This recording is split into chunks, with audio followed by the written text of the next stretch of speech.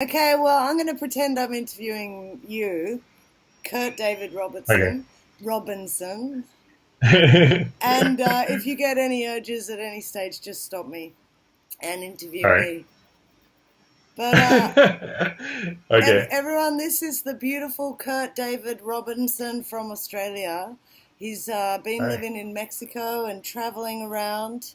He's a anarchist. He's a free thinker. He's a poet. He's a rapper. He's awesome. And he just got kicked out of Mexico in a hurry because his visa wasn't on time. And he went into Yeah. an immigration jail for a few days. And I just want to find out how his life has been going. I met you in Acapulco in 2015, I think. Yeah. And I only spent like 10 minutes with you, I think, smoking a joint outside the 7-Eleven. Oops, don't tell the government. And I just loved you since I met you. I love your voice. I love your soul. I love your poetry. And I'm so glad to see you out of jail. Oh, thanks. No Yeah, it's good to worries. be here. Good to be out of that place. Yeah. Out of that jail. So you got deported, my friend. Yeah, I did. So, Mexico gives me, as an Australian citizen, 180 days on a tourist card. But I decided that the tourist card wasn't really that important. I mean, it says on the tourist card, if you overstay this card, then you absolutely must pay a fine of $20. And I thought, okay, so I guess they don't really care that much. Like that's almost like endorsing overstaying, because if Yeah. that's all, It costs you yeah, $100 to go to the border to get your card stamped and come back.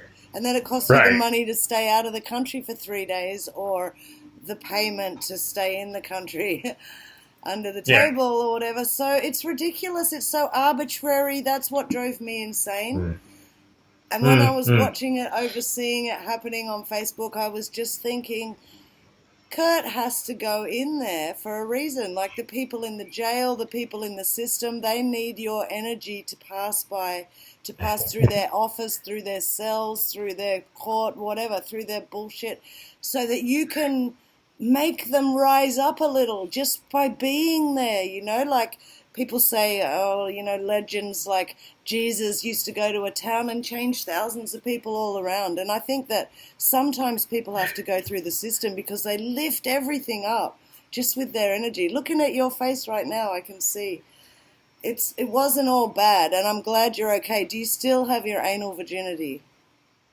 I mean, yeah. Well, I mean your fortunately I consenting had that one. before and afterwards, so I bet uh, everybody asks you that. Well, why not? Like that is why so many people nobody obey. but you. Nobody but you asked. You, like No, it wasn't like that at all. It wasn't like a violent prison. No, it was a bunch of friendly Indian fellows and Central Americans and a and few you're South like 7 Americans. foot tall. It would take five of them to pull you down, and then yeah, there's no chance. But it's not only that. It's not only that. It's the thing that they keep everybody obeying the system with is the fear of Yeah. anal sex. Really, I've often thought that, like whole generations after generations of men pay their taxes, do the right thing because they're so petrified if they don't pay that parking fine, if they don't pay that toll, they're going to end up in jail with some guy sticking it up their bum when they bend over for the soap. And I have often thought that how like funny that is because whenever I've known quite a few people to come out of jail and they all swear it's not it's not happening every day. Well, I'm sure it Right. is, Yeah. but Well, people not say that rape it's and used as punishment, like especially if you're a child molester and go to prison, then they'll be like, well, put this him in guy with the gay deserves guys some who bad are stuff. yeah or whatever. Yeah. Yeah. They're not even exactly gay. They're like I, you, something else. They're monsters. I don't know. I don't know what they are. They're just products of an awful system. I think But that I've heard hmm, too many stories of like Afghani tribesmen all having sex with camels. And I just assume that if you leave a man alone for like more than 2 weeks anywhere, he will be screwing every orifice and folding a rock and in between a palm leaf, or whatever he can get himself into. uh, well, that's not really my experience, but I guess it depends because I mean when you have prisons, you do have people who are impulsive, and that's kind of why they're in there. They don't think things through too thoroughly, and they don't necessarily have the greatest emotional control. So yeah, some of them more beasts and men, and that's when you get a bunch of people like that together. That's a recipe for disaster. But unfortunately, I've never seen anything like that. Yeah, my experience was much more subdued. So So tell me the story from when you were on the bus with your friend and what happened and like how the time in Mexico panned out, and then I want to know, did you have to pay for the flight home, and did they give you bad looks when you got home to Australia or anything? right, yeah, actually, a lot of those things fortunately didn't happen. So we were on a bus. We just went to the hot springs in Tolantongo, Hidalgo, for a few days and having a good time there. It was my first time ever going to hot springs in my life, so Wow. it was fantastic. Pure blue water full of minerals and stuff. So I've helped seen me photos. I didn't recharge my know. batteries. Yeah, Yeah. yeah, it's incredible there. I recommend it to anybody who's in Mexico. Take a trip to Tolantongo. And so that was great, and I was having a good time with my friend Gela Amini, and we were doing some interviews. She was talking about how she lives this crazy life, traveling and eating coconuts all the time, and living in several different countries, and how she kind of brought this reality in line with her crazy dreams of what life should be like. So we're having it. We're having a great time, and so when we went to Mexico City for a few hours, and then we started to head back to Guadalajara. And unfortunately, around 2 a.m., these immigration officers got on the bus, and they asked for my passport, and I was like, oh, I don't, I don't have a tourist card, and my heart was pounding and everything. And Gela was doing everything she could to try to talk them down or offer them, ask if there was a under the table fine we could pay or something. But they really weren't having it. And Gela Sometimes was, they've just got yeah, quotas. I guess that's something to do with it. I don't know what it is, but there's some influence because everybody knows that officials in Mexico take bribes and they look for bribes. So it was unusual to find a place where that didn't apply, where they weren't just trying to extract money from us, they were actually trying to do something else. And it Which was costs the interesting too. Mexican Sorry. government money, right? It costs the Mexican Yeah. government money to hold you for a week. I don't know if they Yep. paid for your flight, but Yeah, they did. They did pay for my flight. They paid for they paid for three of us to fly to Australia. So the two immigration agents came with me, oh my and yeah. gosh. So yeah, it cost them a lot of money. Apparently, they do get some money from the Australian government and other governments, which perhaps is the reason they want to try to hold people longer if they can. So that's that's certainly an issue. Anyway, so they took me off the bus while Gela was yelling at them and saying, "Hey, what is this? This is just racism, against other people.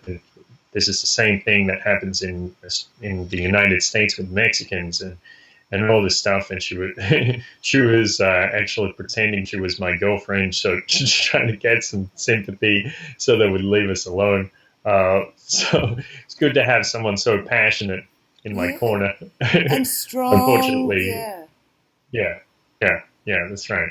So anyway, unfortunately that didn't work. I went off. They let me get my luggage, and we got in a van with a bunch of Salvadorians and headed back towards Mexico City. So I was it's kind of heartbreaking because it was just a couple of hours from home where people don't bother me. But I guess, maybe some things have to happen. So we went to Mexico City, and they processed me. They cataloged my luggage and all this stuff, and I was doing my best to stay positive and like whistling while I'm taking stuff out of my luggage and making jokes and stuff. Tell everyone what Gala said to you before you got taken away. Which about your reality. Which bit? She said a lot of things. Oh yeah, that's right. She said my emotions affect my reality, and that was kind of the thing. Was she also said that everything that we'd been talking about, all of those interviews and things in Tolontongo, were actually my preparation for this difficult thing. So everything that she had taught me would perfectly prepare me for it. And I guess she was right. So I was in there whistling and making jokes and stuff.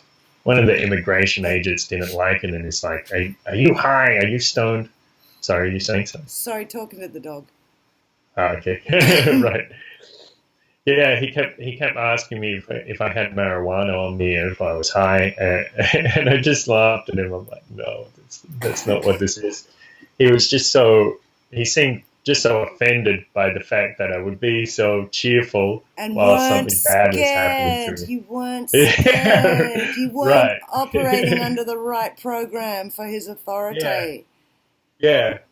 And there's nothing to be scared of apart from... Sorry, what was that? They find that very difficult to handle. Yeah. Because we're also programmed.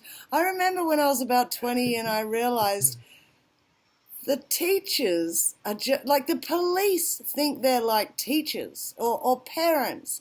And if you don't accept the authority of your own parents even, why would you accept the authority of some dumb nut? And these people, when you don't accept their authority politely as an equal, they just go in. Well, they don't even get mad. I mean, they might get mad, but they don't get outwardly trying to control you. They just see them sort of melt down on the inside. Isn't always good. Right. Yeah. So I mean, some of them were quite friendly with me, and others just reacted towards what I was doing and got even angrier. So it's I mean, and how long were you in that take place? It different ways. So I had to stay there for 9 days, but just a relatively short time. But while I was in there, after like 2 days, I was like, how long have I been in here? 2 days, 5 days, a week? I don't know. So it was while I was in there, it seemed like time was never ending. But now I'm out, it seems like just a tiny blip, like something I could easily forget. It's kind of funny how there's that perception of time. I can imagine how long a minute a day is inside a jail. Right. Yeah, but the good thing was it wasn't violent. There was no gangs in there. So apparently, just a few years ago, like maybe 5 years ago, if I'd have been in that place, which I probably wouldn't have, because I probably would have been able to bribe the immigration officers back there. But but 5 years ago, the place was run by some criminal organization, and they were extorting people constantly, and all this. That's the rumor, but since then, fortunately, it's cleaned up a bit. It still has some. Mexico is starting to like lift its standards or attempt to change itself into a more developed world. government and do away with the bribes and come good with all of their policy. But when you have cartels at equal strength or in control so obviously of everything, it doesn't, I don't know. I like it. I like the fact that the government here is seriously challenged by the people, even if they are baddies. They're not, they're just people, they're just people who settle things differently than we're supposed to settle them in the... Yeah, some of them, yeah, certainly some of them are like that. And some of them are, really violent people and should be stopped. But you know what? In depends. Any world, some people have the ability to be violent. And, I could be really, really violent if somebody did something that really pissed me off and I didn't feel that there was justice coming from any other medium. And if I felt I needed to protect myself from further attack, I could be very, very violent. Anyone could. And so the way they deal with it vigilante style sometimes is so much more honest and upfront than, I just look at our society. When I say our society, I'm talking about Australia and America and the UK, and there's so much corruption, like the kids being stolen by the high courts and the child protective services taking the kids off good parents who are doing good things because, there's a racket and a market for kids. And then every aspect of it, there's so much crap. Mandatory vaccines. They didn't try to vaccinate you when you got to Australia, did they? No. Did someone meet you at the airport? No. I had to. Unfortunately, my brother's girlfriend was going to pick me up, but she had to work, so I'm like that. When I get back, there's no fanfare. I just keep it low key. I usually like to see my cousin first. My cousin brings me some weed, so after the long journey, I can breathe, and then I can face everything. So tell me, your life's been totally disrupted. You've jumped from Mexico, whatever you were doing. You were working or anything? I mean, I know you're on a tourist visa, but I know you do your radio show with Aaron Battle, Paradise Paradox. Okay. Your head's gone. Okay. All right. Yeah, I was working online. I teach English, and as you mentioned, I've got the podcast. Aaron's no longer really involved. He's focusing on other things, but the podcast and writing on Steemit and a few different things. So none of my income was actually based in Mexico. It's all based on the internet. And is that legal? Probably not. I mean, I feel it must be. I mean, how can any country make it against a law that you're making money in another country? It's just impossible to snare someone. Yeah. So because I wasn't classed as a Mexican resident, I was classed as a tourist. So I have the foreign sourced income. So it's really nothing to do with them. So, yeah. Good. So there's no problem. So you got a quick trip home to Australia. Is it good to be back? Kinda. I mean, it's a bit weird being in my hometown here. It's not all that much to do. In Maitland, in New South Wales, near Newcastle. I love it. I love Maitland. I had friends who used to live there. Yeah, really good friends moved to Newcastle. Newey! It's got some really cool energy, actually. Yeah, nice I don't know. I think it's taken a downturn in the last 10 years. It's not so full of energy. People are worried that it's on its way out. But I don't know. There's some urban renewal projects and things. Yeah. I get that feeling when I'm in Australia, and I just think it might be my, cultural cringing coming back or something. Yeah, that's part of it. But I did notice, when I got into Sydney, I was taking a walk through the park, and they'd set up a little, it's not exactly a tent city, but there's at least 5 tents there right in the park right near Central Station. So that's the kind of thing that's... Wow. Yeah. Yeah. Well, they have their homes in the park. Yeah, yeah. I mean, it's only so long and they get moved around and moved around, but people, it's so interesting because I never see people on the street here. I mean, even in Cancun, the big city, I don't see Yeah. people living on the street or in Playa del Carmen. But I guess, Yeah. it's so. I think that the first world is crumbling, but no, when I say that for years and years and nothing happens, and I go back to Australia and everyone's all happy and normal, I think I'm just paranoid as always. Yeah. Yeah. I don't know. It's really hard to tell. Like people talk about the dollar collapse and markets crashing and all this stuff, but for most people around the world, it seems like everything's normal, everything's fine. So it's like you won't know exactly how bad it'll be until things really get bad. Yeah, until they're And knocking at your door with a SWAT team, telling you to get on a right. train to somewhere, to a holding Hmm. station for your microchip and your Right. Walmart Gotta holiday. make yourself scannable. I don't know. I mean, I believe that people out there could have plans for humanity like that. I don't know if it's possible that they could get everyone in so many countries at any one stage or even across a period of time. But if you've got their Uh, minds, man, that's 90% of it. And I'm always amazed at how brainwashed a lot of people still are out of my friends in Australia. A lot of them are pretty hip too. So I want to talk to you about your anarchist leanings, I mean, your anarchist commitment, I should say.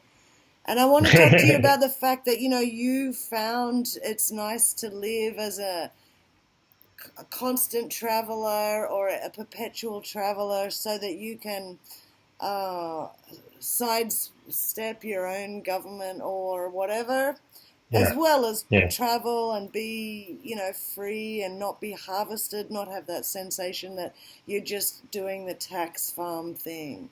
So tell me how Hmm. that's going, and now that it's been interrupted and you've been dropped back in Australia, how keen are you to get the fuck back anywhere, to start doing this shit again? It's Yeah. only $150 to Thailand, so it's not that hard. $150, really? Okay. Yeah, I've been seeing, yeah. Okay. I got to do that. So, yeah, that's Thailand is like right up there on my list. Also, India, Bangladesh, Indonesia, Man, probably the you Gili need some Islands. massages after that jail experience. I'd go to Thailand for 2 weeks of massages and then go to the Gili Islands. Yeah, sounds good. Yeah. Um, yeah, actually, I think they changed the visa rules with Thailand. So if I want to stay longer than 30 days, I have to get a visa. But I think that will be worth it if I can stay there 2 3 months. So that's that's something I'm going to look at. Yeah, and yeah, I mean for the a couple of months, I'm all right to stay here. I think, and then yeah, I'll take off It's a and shame. You really enjoy should it. try and stay 3 months and get some centrelink under your belt. But I think once I you don't know if they arrive, give you it have to to me. wait a month to get on, and then it's like, oh, it's so painful. They'll make you jump through hoops and go to meetings, and you have to pretend you're retarded. Oh, hello. I can't get Right, a and then they job. put me on a disability Yeah, benefit. yeah, Yeah, and then I'm set for life. With my yeah. like, what is it, $200 a week or something? Oh, it's at least 250. Oh wow. Okay. Well, that's No, it's not bad, man. You could live in Mexico for about 8 years on, the weekly dole payment in Australia. yeah, but the rumor is if as soon as I leave Australia, the Centrelink gets notified Oh, and they cut me off. That's and that's not the rumor. no, but I mean, I'm not suggesting you stay on once you leave the country. I'm not suggesting you break the law. What do you think I am? A pirate? No, I've known that for a long time. One of my friends was on Yeah. Centrelink. Back in the 90s, one of my friends lived in Thailand for 6 years on Centrelink and had a great But time. how did he how did he continue to collect the checks after leaving? No, now these days they're hip. They've finally Ah. connected their computers with the airport. But back in the early 90s, there was no connection with internet, and I you see. could be on Centrelink and go live in Thailand, no problem. Brilliant. Well, Yeah, yeah. I'm glad somebody took advantage of that. Me too. I'm so happy that I'm not in Australia because when I am there, I always try and take advantage of the government arts grant. However, no Okay. matter if I've got 5 jobs, because they're, they've stolen from us for generations. So I Yeah. never feel bad, and I'm not. It's Mm. not like they're going to give me a pension or anything, unless I'm Right. really crafty. Did they even give pensions anymore? I don't know. I doubt it. I think that was something from the golden days. Yeah, probably not. Probably The not. golden days of dole-bludging. Yeah, yeah. Australia, you're standing there. So you've got the urge to get out before too long. You don't have the urge to like stay and buy a house in Parramatta and You realize how high the property prices are in Sydney now. oh yeah, I It's, do. You have $1 million, yeah, exactly. yeah. No, I don't have that much. I'd rather buy some like 20 hectares in Quintana Roo or something like that. Oh yeah, man. Oh man. Oh my goodness. Dreams, dreams, dreams. We have to. Something's going to have to happen soon.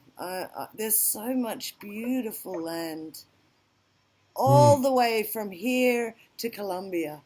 There's so yeah. many beautiful beaches for sale. You Mm, can buy a piece of beachfront in southern Panama or the border of Colombia for mm. $10,000. Sure, there's Wow. like military junta at the end of the road and stuff, and it is right near the Darien Gap. But there's no all the way Mexico, Guatemala. There's opportunities, and Mm, I don't understand why people would stay somewhere. But I guess if you've got kids and families and you really you want to stay connected and close.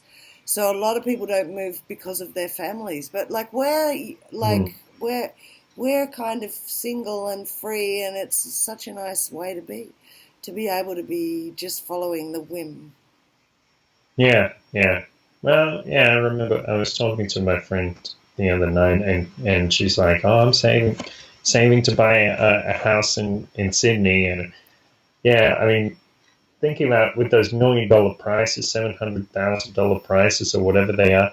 I mean, that's like a market signal. That's telling you that's like a big red light. Do not buy this. I That's what know. it's saying Who? if you're Yeah. sane. So I don't know how people can take that as like as any kind of opportunity. It's definitely not.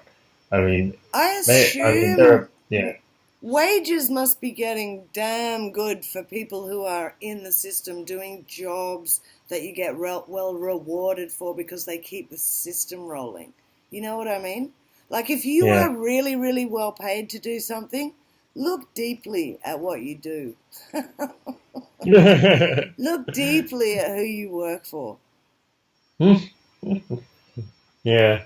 Well, yeah. I mean, the good news is outside of Australia, it doesn't take a lot of money to live in most of the world. So, so those are the places that attract me. Yeah, I know, man. A nectarine is $4 in Australia. That just makes me want to jump in front of a train. Exactly. Yeah. Fresh. Yeah. Fresh fruit And should I be. watch all my friends there, and it's been 7 years I've been away now, and I see it like, I Uh, literally see like screws bolting them tighter.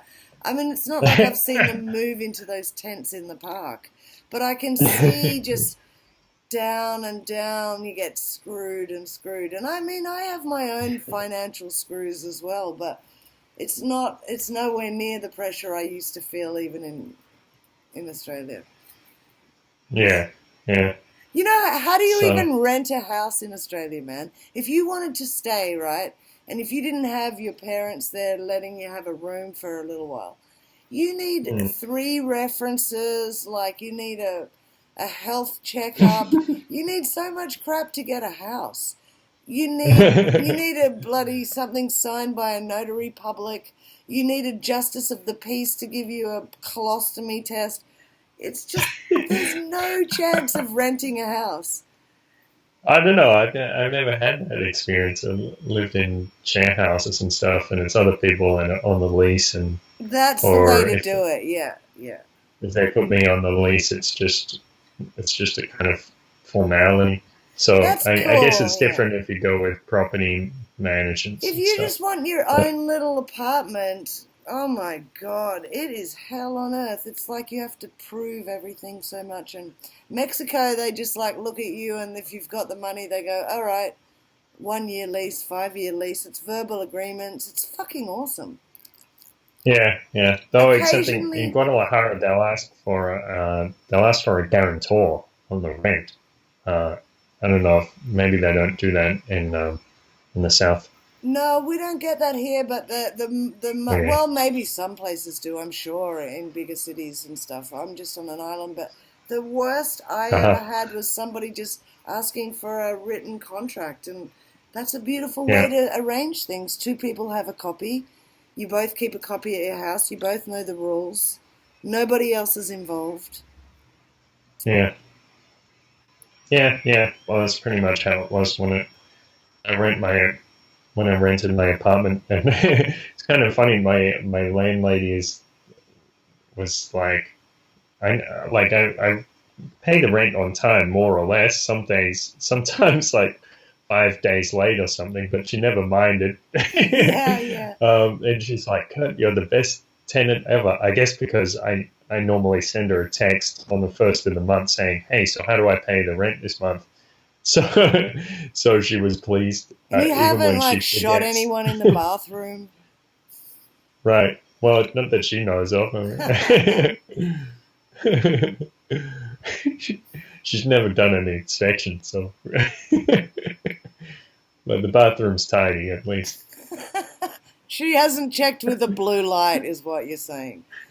That's right. Why would you? Exactly. You're a lovely boy. That's what I've been saying from the start. So it was so great to watch your parents like straight onto it, straight onto Facebook, alerting Yeah. everyone in the world where you were and that they'd spoken to the embassy and that you're alive. And that was really cool. It must feel very nice. My parents are pretty onto shit like that. I'm sure, por favor, Dios, if anything happened to me, that my mum would be like, do do do do do. Things could be so much Well, worse. yeah, yeah, that's right. Well, it was so good that I had so many people outside supporting me. So my parents and the Freemans in Acapulco and Gala and my friends in Guadalajara, um, and my friend Alinka in Mexico City. So many people wanted to help me out in any way they could. People were sending emails to the embassy and making blog posts and everything, showing so much support for me. So even though it was, most of it probably didn't make a difference in the bureaucracy, it made a big difference to me in my heart, in my attitude. So, Good. so I tell it's you what, the yeah, other thing that makes a big difference too is them, the authorities. If they know that there's 10 or 5 or 50 or 80 people mm, with interest in you, they're not going to mm, hurt you and abuse you. But if there's absolutely nobody in the world showing any interest in the fact that we just picked this guy up, it's a totally different story, possibly. yeah, yeah. And I don't know if it made a difference in this situation, but in many, yeah, it probably would. Like Jeff Berwick tells a story where I think he was arrested in, gosh, I don't know, the Dominican Republic or something, and people put pressure on the authorities, calling them the mayor or the president or something, and they let him go after a day or two. Yeah. I saw a Yeah. guy in Australia get let out of a 1 year jail sentence with paperwork declaring his separation from his corporate body, and also Huh. all that the priest, all that the judge did was go red and his ears blew smoke, and he said, "Mr. Blah blah blah, we are sending you for a mental checkup." So they couldn't keep him in the jail because he had the right paperwork to actually challenge the system's jurisdiction over the flesh and blood man. And the only thing they could do was send him to a mental hospital. In the mental hospital, he already had handily 3 psychological evaluations that he'd prepared earlier because he'd been fighting with the government for 15 years. So he had 3 psych evaluations saying, "No, I'm not mad. These 3 psychiatrists have told me." And they kept him for about 2 hours, but there were about 15 of us at the mental hospital gates saying, "Let our friend out. He needs to be free. He's not mad. He's just challenging the system that we're born into, that we don't even get a choice to sign the paperwork. Our parents sign us into." So, it's really, anything can happen is what I learned. I always thought paperwork, what can that do? It's so corrupt. But actually, there is some eye on what happens on the record. And there is also, I believe, there's a level of admiration for people who do step up and declare their sovereignty. If they do it correctly and politely like you managed to do. You didn't have paperwork in that jail, but you had something else, which is a brotherly love for your fellow beings, and at the same time, you had a politeness towards them, recognizing that you're their equal, that they can't step on you, but neither are you going to treat them like they're a bad thing because they're just doing their job. You know what I mean? Yeah. Well, that's right. I didn't want to make enemies out of them. Nobody wins from that. Yeah.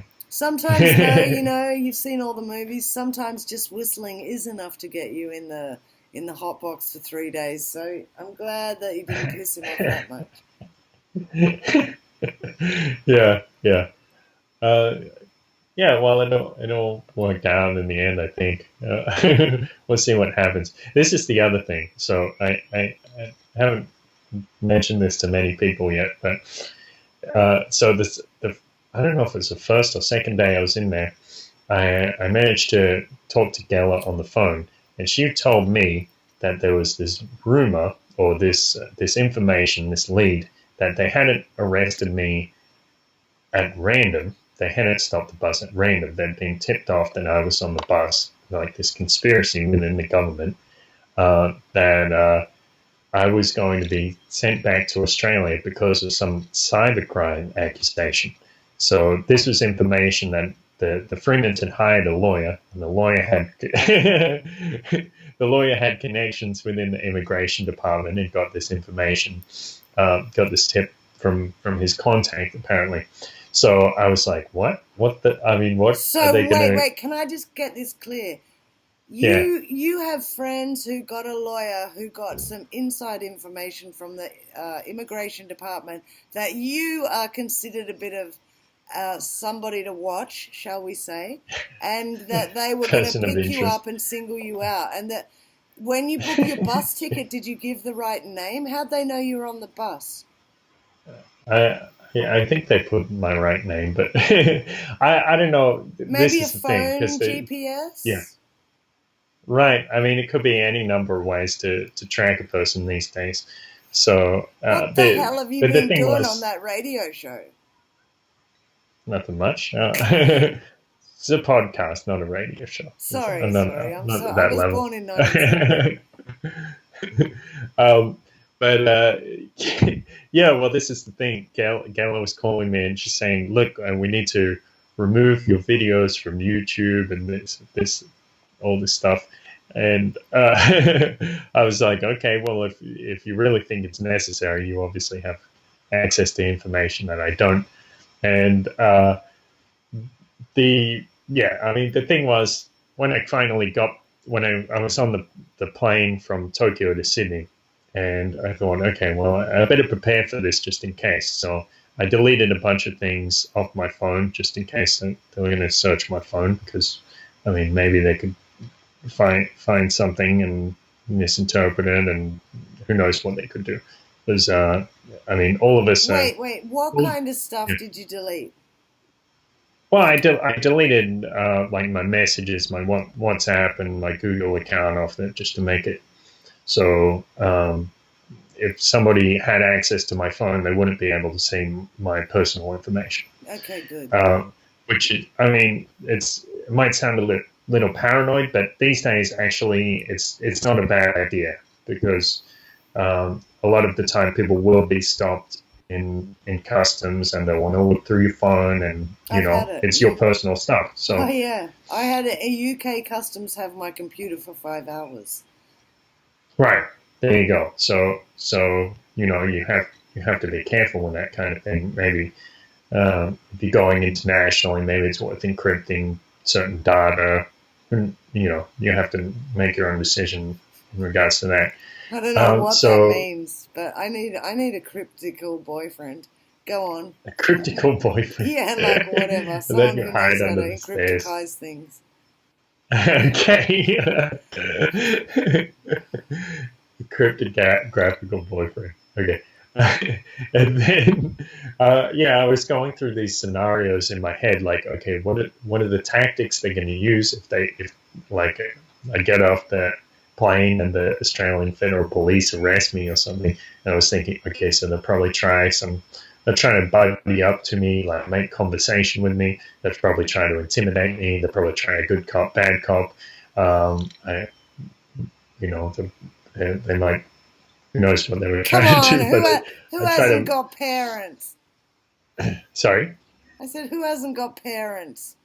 Oh, right. Okay. Yeah, well, what they do tends to be a little beyond what your parents do, because they have a lot more training.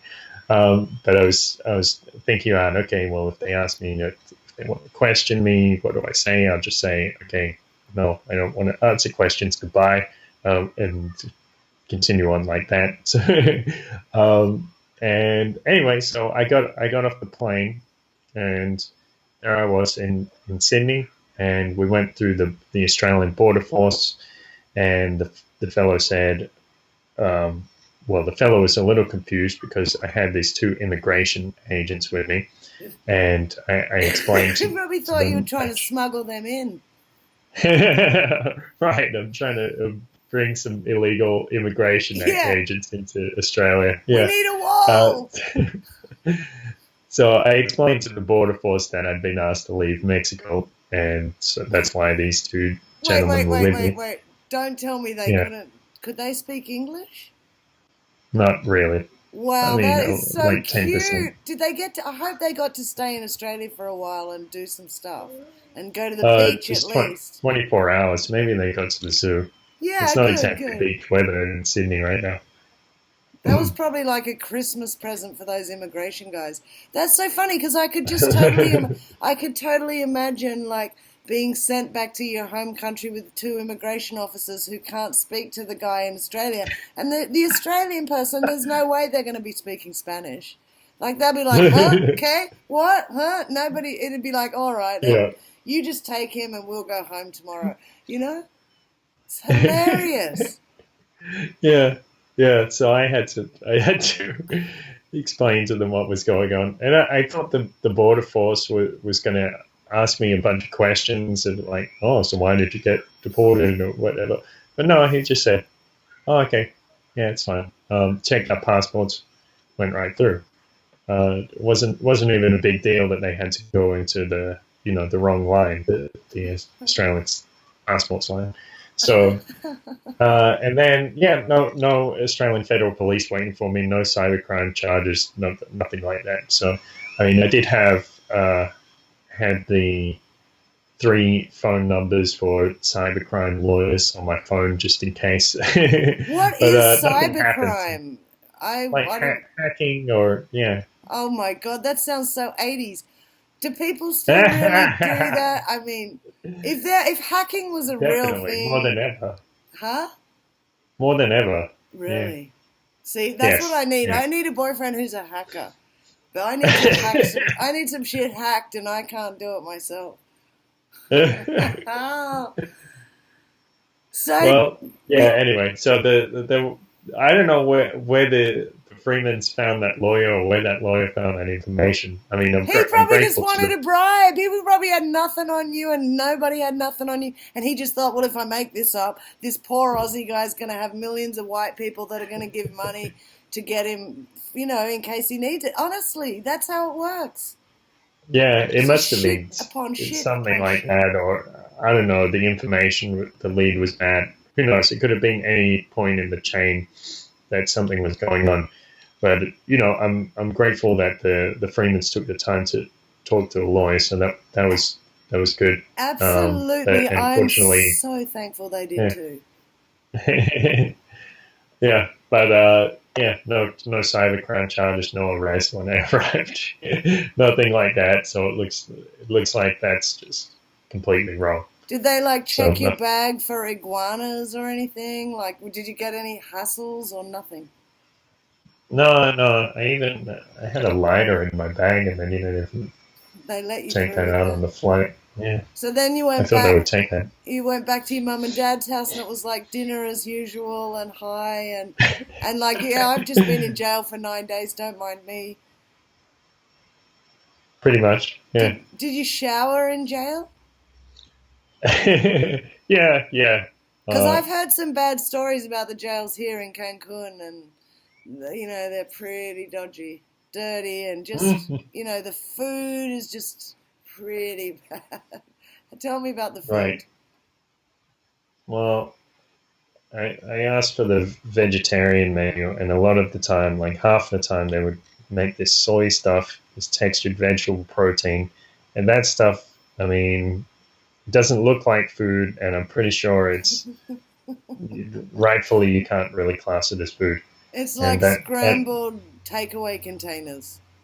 right. That's pretty much what it looks like. Yeah, I And mean, and sometimes they what put is some the onion meat on the though? side. I bet the meat Sorry. is like pink slime. Right, yeah, mortadella or whatever. Oh It's yeah. like hot dog meat that they've sliced up.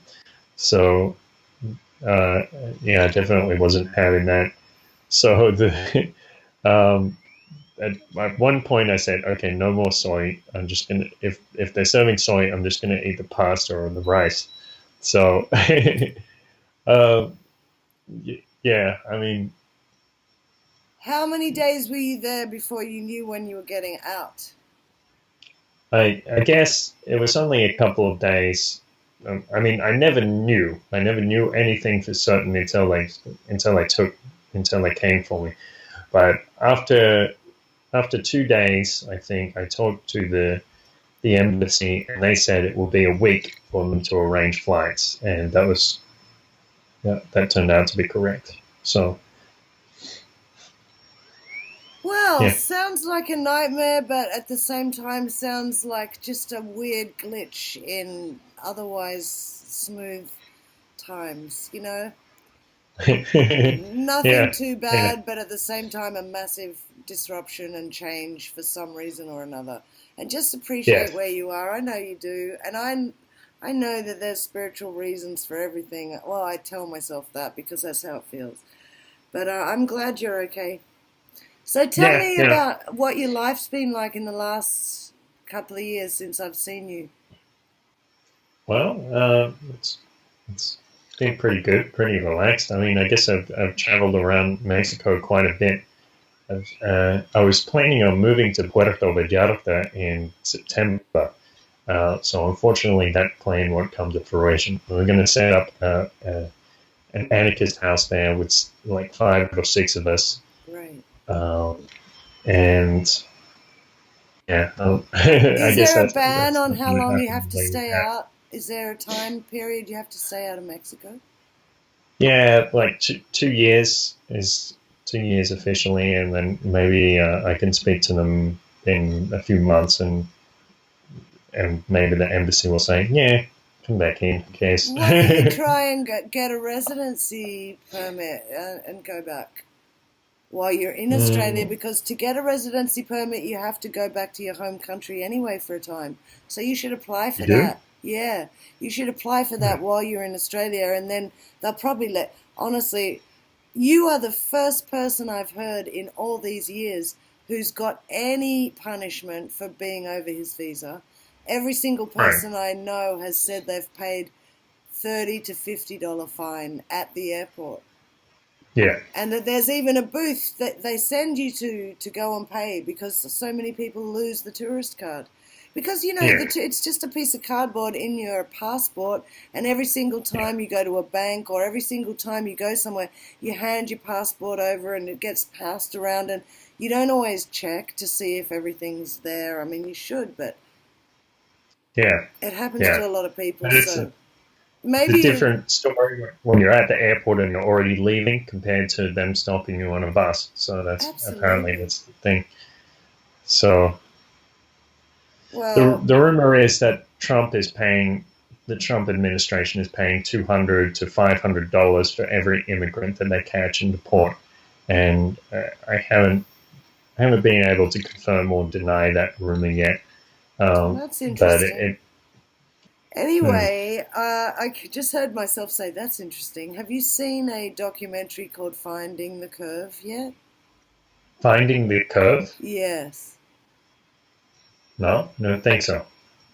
Well, now you're in Australia at your mum and dad's, and you've got a bit of time to chill out and relax. Google it. It's just out in the last few weeks. It's called Finding the Curve, and the guy who made it is anarchist or something. He's from Estonia. He's hilarious. All his friends are hilarious. And he's just made a really, really brilliant documentary on what it's like once you start reappraising science. Ah, And I okay. and I know that you have been reappraising science because I've seen a couple of one maybe statement post or two where you're asking like this is a question that we should know why we know the answer even if we don't know uh, that we know the answer. We should at least Yes, look into why we think we know the answer. And yes, yes, it's a really funny documentary because it's mostly his editing, I must admit, and his friends just don't realize how freaking dumb they look. But one of the biggest realizations for me in the last 2 years is how dumb collectively we are, and and how dumb individually we are. Because we yeah, take something when we're five or whatever, we might kind of look at it again at an older age in high school or in university, but then we generally don't challenge it very strongly unless we are really led from 100 different angles. mm, So this yeah, guy's yeah, documentary, he's got all his Glober friends just talking about him like he's insane for questioning it. And by the end, he's got one friend who's like, all right, well, I'll look at the evidence. And this friend sits yeah. down and watches a few videos. And by the end of the movie, the friend is like, fuck it. Fuck it. Fuck it. It really makes sense. And he keeps saying, that's interesting. That's interesting. And he has this thing called flat slaps. Flat slaps. Yeah, like every time he slaps his face. But he's done it really cleverly. He's put a close up camera on his friend watching 200 proofs Earth is not a spinning ball. And it's Uh, just like, oh my God, how many people in their house by themselves in the dark have sat there and watched that and just been like, oh yeah, oh yeah, oh why didn't I ever think of that? So I think yeah, you'll watch. I I think think you'll I think enjoy it. that document is worthy of a lot of criticism, but there are a lot of things in there that make you scratch your head. A lot of interesting questions. That's the way I am. Like today, I posted something about dinosaurs not being real, and someone asked me, "Do you really think Mm, dinosaurs aren't real?" And it's like, To tell you the truth, I haven't done more than 40, 50 hours research, and I don't find there's a lot of, I don't know, I don't know the answer, but I'll tell you about Yeah. the way that dinosaurs were found, when they started being found, how it intersected with the pushed Darwinian theory of evolution and everything. I actually, in my deep gut, no, I don't fucking believe in dinosaurs anymore. I'm not saying there weren't ancient creatures that we've never seen to this day that we may find things from, but I think what we've been served up for the last 100 years is mostly rubbish. Shit, 150, 200 years. Is a lot, so much of it's obviously been faked that how can we trust anything that comes from any of them? So when somebody asked me... there were a lot of fakes around when dinosaurs were starting to be discovered. People were faking things left and right. That's true. And when you go to museums, absolutely. Paleontologists come forth after 5-6 years at university and say that they're not still allowed to look at the original things that all of the casts are made from because they can't be touched. Right. That's right. Like I was in the museum in Guadalajara, and they have a mammoth there, and then I was like, hang on, are these real? And they're like, no, it's all a replica. So where's people go to these museums and they have the impression of knowledge, but they don't have the knowledge. What they're actually seeing is replicas. And so there are questions to ask there. Or like there's things with, I can't remember, there was a certain humanoid skeleton that they discovered, and they said, oh, well, this piece goes here and this piece goes here, and she was about 4 foot tall or something like that. But they're making all of these assumptions to fit these bones together. And how do you know? I mean, you don't really know. There's a lot of assumptions. So I don't know. Some dinosaurs have been built around one tooth. Really? Is that a fact? I believe so. I haven't cross-referenced it enough to know. Yeah, that's interesting. and if not to this day, haven't been disproved as fakes, maybe there was a time in history where they created a dinosaur around a found tooth. They certainly created a lot of dinosaurs around a certain bone of this or that then later got found out that's a hippopotamus leg, and that's a chicken's head with a whatever. They made up a lot of stuff. So it's very hard for me to trust. Yeah. And just recently, 6 years ago, they found this, in Canada, they found a whole dinosaur that was being mummified with flesh and skin.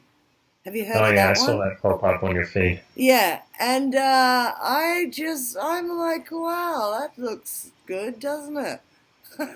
That's timely. Like, how are we going to prove that? Like, make some jerky out of it and let me taste it?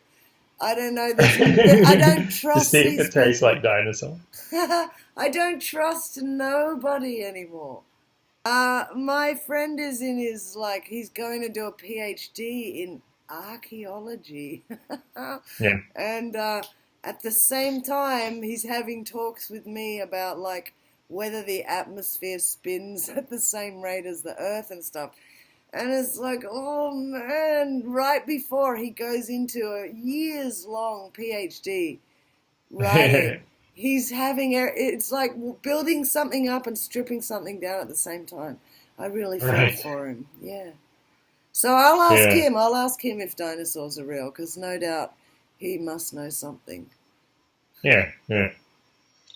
Does archaeology do dinosaurs, or is it only paleontology? I think it's just paleontology, but archaeology is more about human artifacts, I believe. Pots and pans, frickin' kitchen shit. Yeah, broken shards, broken pots, yeah.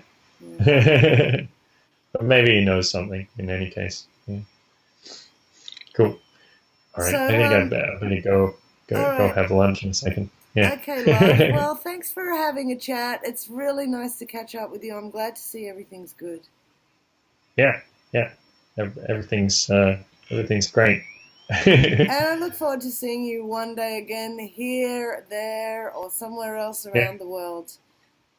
yeah, sounds good. Yeah. All right, I'll catch up with you then. Buen provecho. Thanks for Gracias. the Adios. interview, Kurt.